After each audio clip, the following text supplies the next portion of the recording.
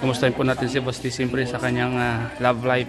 Alam niyo po si Boss D mga kalingap, napaka business minded po talaga. Boss D, saan mo naman ang pagka business minded mo? Ngayon lang naman. Sa family ano? So, sumusubok lang tayo habang meron tayong yung may opportunity. Tama. Kaya ano lang, subok lang na subok. Kaya saan ba umugot ng lakas si Boss D para gawin ang lahat? Kay alam na nila yun. Ang aking inspiration. Yun! Yan mga kalingap, meron po tayong matinding sigaw kay Boss D. So, hello mga kalingap, good morning po sa lahat. Welcome po sa aking channel. Shoutout po sa lahat mga kalingap. Vlog po tayo. Sakto nito si Papa Dan mga kalingap. So let's go! Oh guys, shoutout guys! Order kayo Yes. Yung ganito kasi, yung bangus, ano yan? Negosyo po ni Papa Dan. Suportahan natin. Grabe, sobrang sarap. Hindi ko pala sasal yung price dito. Masarap bro. Tinikman mo? Tinikman mo na? Hindi ako na mahiling. Hindi ako mahiling sa isda. Kaya natikman ko, pero hindi ko alam lasa. Ano lasa? Mga hindi kaya pagpapanan. Yan po. Hindi naman ang target mo. Basta pag gusto niya. Hey boss, day, salamat. Niyo ang inyong mga asawa. Pang regalo no, Boss D? Oo, pwede no. Pang regalo. Pang mga pang souvenir. Bili na agad si Starbucks. Pang regalo. Pang regalo yan. So ayan, supportan po natin ang panibagong business ni Boss D. Yun, Boss D Gourmet. Boss D Gourmet. Ito po ang packaging. Gourmet ni Boss D. Masarap po sa unang tikim niyo pa lang, papapakain kayo ng maraming kanin. Nagustuhan po ng mga kasama natin. Si Boss D. Mapagpalang umaga sa iyo lahat. Mga natira sa sasakyan ko yung papunta. Boss D, saan lakad mo ngayon, Boss D? Ayun, magpapatikim lang ng gourmet. Ay, ganun? Tikim ng gourmet. Supportan natin ang mga negosyo ni Boss D, mga kalingap. Wala yan. Wala po si Galing. Saan si Galing? Pa-check up. Oh, kalingap DJ. Basta.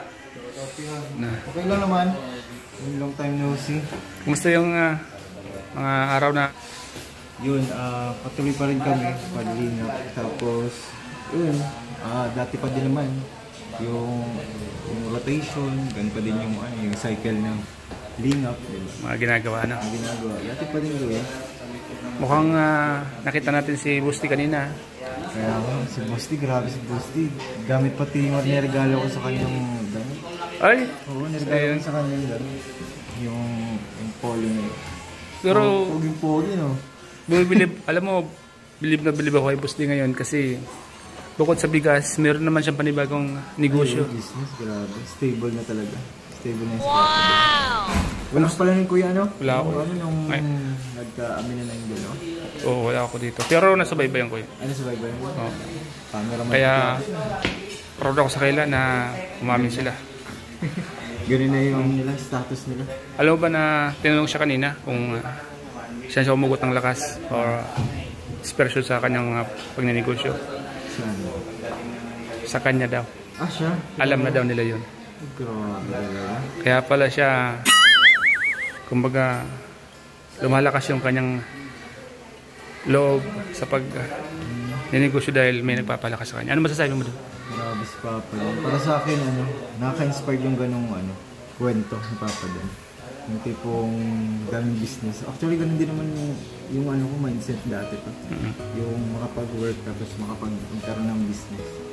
Pero natutuwa kay Papa Dan kasi yun nga, stable na siya sa kapag-vlog. Tapos may business pa siya. Kulang na lang talaga bahay nilang dalawa ni Joy. Yun nga bro, yun din nga sa akin. Alam mo? Stable na eh. Graduation na lang ni Joy ang hintayin. 3 taon pa o. Siguro mga 4 pa. Saglit lang yun bro. Saglit lang naman. Kaya bilang mga kasama natin, proud tayo kay Papa Dan sa mga ginagawa niya ngayon dahil deserve naman niya kasi mabait at talagang Sobra yung Effort, gabing effort. yan. Kaya salamat bro Congrats kay Papa Dan sa bagong negosyo. Ano, natikpan mo di ba? Yung sobrang sarap po mga kalingap. Try nyo po mga kalingap yun. Lahat po, ibilhin nyo po. Grabe yung lasa talaga. Maganda ano? Sarap. Ba? Healthy pati kasi olive oil po yun. Olive oil ang ginamit no. Hindi siya yung ordinary yung mantika, no? So, Sige ha, salamat ha. May bata maingay. Ano po mga kalingap. Palis na si Busti ngayon. Ay si Software GR. Sobrang init po mga kalingap. Grabe. Ayan po.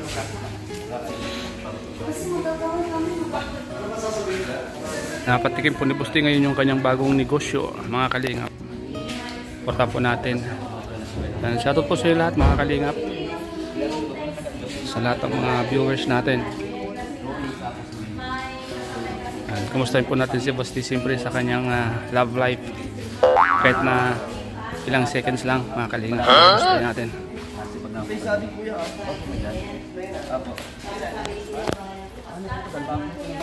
Yan.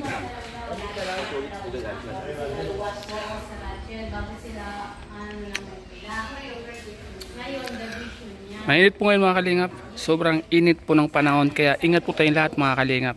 Lalo yung mga kababayan po nating umuwi ng kanilang mga probinsya dahil Holy Week po. Kailangan po mag-ingat. Di ba kuya? Sobrang init ng panahon. Sa mga hindi po sanay sa init, magdala po kayo palagi ng tubig. Yan. Ay, may panibagong ang ganda ng lalagyan mo Busti Ano lang to po? Ngayon lang para pre-taste ano. okay. Pero pag in-order nila, ano lang yan, yung bote lang. Yung bote lang. Gourmet. Alam nyo po si Busti mga kalingap, napaka business minded po talaga. Busti, saan mo naman ang pagka business minded mo? Ngayon lang naman. Sa family ano? So, sumusubok lang tayo habang meron tayong yung may opportunity. Tama. Kaya ano lang, subok lang na subok. Wow! Kaya Saan ba umugot ng lakas si Busti para gawin ang lahat? Kay alam na nila yun. Kung sino ang aking inspirasyon. Yun! Dito naman si Pagaling. Dito na. Di ko lang bro alam kung andyan Check mo bro Yan mga kalingap, meron po tayong matinding sigaw kay Busti. Diba? So ayan, grabe pong sigaw ni Busti. Bro JR, ano masasabi mo sa sinabi ni Busti na ang kanyang pinaghuhugutan ng lakas sa kanyang pagninegosyo ay alam na nila daw yun. Ano masasabi mo doon? Sa akin po talaga kaya Kalingap Dan, sobrang proud din ako sa kanya kasi may pinanghugutan po siya ng yung po niya. Yun lang po. Yung pinangugutan niya ng lakas para gawin niya lahat ng mga bagay-bagay na tulad ng pagninegosyo, ano? Opo, kagaya po yan. So yung bigas-bigas po isa po yung ngayon po na bago po niyang ay sa negosyo. Kaya sobrang saya pa rin po para po sa kanya. Siyempre, isa rin siya sa mga nakatulong siya, no? Siya po, totoo po yan. Grabe, di ba? Pabayang ka, Tapos po bigyan yung ng service motor, po. lahat, ano? Opo, siya po wala kong masabi po saan po ni Kalingap Dan. Kaya sobrang salamat po talaga. Sobrang bait talaga ni Boss dito. Opo, totoo po yan. Tawag dito, matubang family. Opo, totoo Siyempre, po matubang talaga. pag isa lang naman ang ugali nila, Opo, siya nga po. tulungin. Kita mo tawa-tawa lang, ngiti-ngiti lang, ano? Walang masabi. So, yan lang masasabi mo sa kanya? Yun lang po, talagang sobrang saya po para sa kanya po talaga. Masaya ka din na naging part siya ng buhay mo. Siya, totoo po yan. Totoo po. So, Kasi yan. kung wala rin po si Kalingap Dan, saka po sila Kalingap Rab, wala rin po ako sa ganito sistema po, katayan po ng buhay po ngayon. Natikman mo na ba yung panibago niyang tina? Kasi ngayon po, di ba po? Di ba? Ano sa taas? Tingin pa. Sila po maano po mama. Doon, tikim ka doon para malasahan mo. Naman nila po Sobrang sarap ng kanyang bagong business ngayon. Tamang-tama sa timpla. Pag kumain ka ng kaunti, mapaparami yung kain mo ng kanin. po. Naman na lang po kuya. Sige. Naman na lang po. Salamat po. Ingat, Sir Roger. Ingat din po kayo. Tumakas si Kuya, tumakas. Kuya Neil, ang isa sa mga pinaka magaling ni reactor po. Ay, pambira. Ganda mo. Kuya Neil, meron doon na pretty si Boss Dan. Tikman mo. Nasa taas. Andyan? Oo. May bago siyang kwan, yung negosyo ba ganyan? Gourmet? Oo, gourmet. Andun yung pretis. Kaya nga ako nandito eh, para tikman natin. So yun, sakto. Matitikman mo kung gaano kasarap. Doon. Dito. Asan? Doon. Asan si Boss D? Lumabas na? Lumabas na kasi lang, basta nag-deliver pa siya. Nag-deliver siya. Ano? Yan, titikman po ni... Titikman niya po. Kuya Nel. So, ayan mga kalingap. Kalingap JJ, kumusta? Okay lang.